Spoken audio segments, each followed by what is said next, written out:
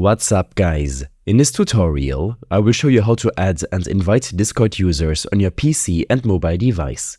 This should be quite an easy tutorial. For more information, click on the first link in the description below.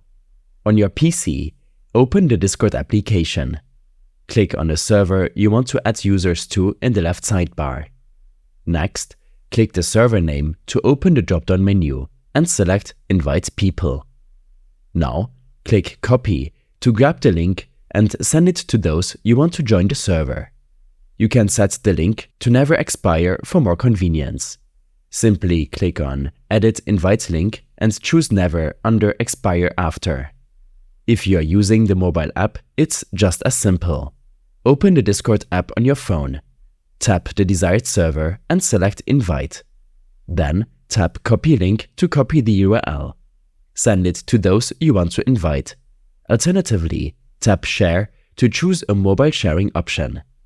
Adding users to your Discord server is a breeze, whether you're on a computer or using your mobile device. These steps and more information will be available in my extensive guide linked in the description below. I hope this helped you out. Leave a comment if you have any questions and see you in the next one.